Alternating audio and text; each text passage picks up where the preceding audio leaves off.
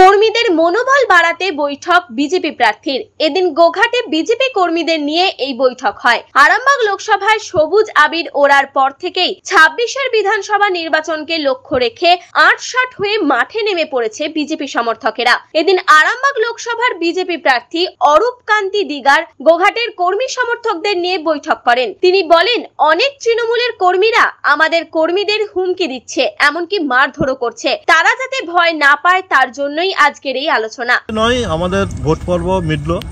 আমরা হয়তো কোনো কারণে আমরা জয়ী হতে পারিনি, সেটা আমাদের দুর্ভাগ্য। কিন্তু আমরা জানি আমরা ভোট মানুষ ভালো দিয়েছে, তো জিতার পজিশন ছিল, তা সত্ত্বেও আমরা এটা পেলাম না, এটা দুর্ভাগ্য। আমরা কি করে পেলাম না, কিভাবে পেলাম না, সেটা আমাদের দল অনুশোধন করছে। কিভাবে এটা আমাদের গোলমালটা হলো, আমরা যে সার্টিফিকেটটা পেলাম না, এটা আমাদের দুর্ভাগ্য। আমাদের এটা জিতা সিট, 100% জিতা সিট, এবং মানুষও ভোট দিয়েছে, কর্মীরাও খুব উৎসাহী ছিল এই ব্যাপার। এবারে কর্মীরা বিভিন্ন অনেকদিন দেখা সাক্ষাৎ হয়নি, আমাদের প্রথাগত নিয়ম মতোই আমরা কর্মীদের সাথে আলোচনায় বসি, সেই নিয়মেই আমরা আলোচনা বসছি। অনেক জায়গায় তৃণমূলের লোকজন কর্মীদেরকে একটু শাসানি, ভয় দেখানি চেষ্টা করছেন। ভোট পরবর্তী পর্যায়ে কর্মীরা যাতে আরও মনোবল ঠিক থাকে, এবং মনোবল ঠিকই আছে অলরেডি, তবু এনাদের সাথে অনেকদিন দেখা সাক্ষাৎ নেই, আসছি, দেখা করছি, মত বিনিময় করছি, এবং প্রতি জায়গায় যাচ্ছি, যেখানে অসুবিধা হচ্ছে সেখানেও যাচ্ছি।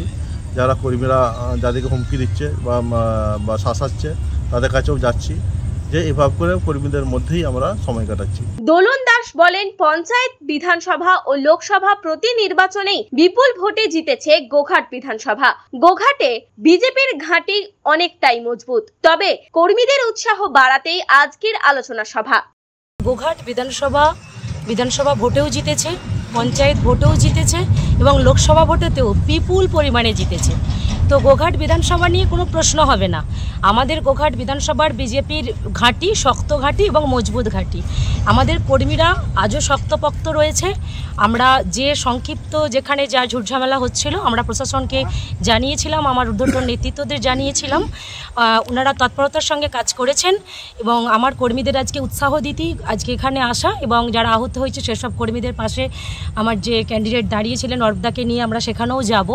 তো এইভাবে প্রত্যেকটা কর্মীর পাশে উনি আছেন, আমরা আছি, সকলে আছি, এবং আগামী দিনে থেকেও আগামী যে 2026-এর বিধানসভা তার ভোটেতেও বিপুল জয়জয়কার আনবো, এই অঙ্গীকার নিয়েই কর্মীদের মধ্যে আজকে এই বৈঠকটা আমাদের সুসম্পন্ন হলো। নিউজ আজ বাংলা, গোঘাট।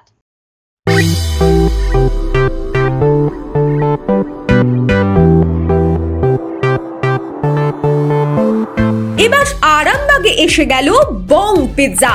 আভিজাত্যপূর্ণ বাঙালিয়ানা পরিবেশে সুস্বাদু খাবার নিয়ে আপনার শহরে হাজির বং পিৎজা। ঠিকানাটা অবশ্যই মনে রাখবেন, link road, Arambagh, bank of ইন্ডিয়ার পাশেই। আরাম করে রাজশাহী পরিবেশে খাবার নাম বং পিৎজা।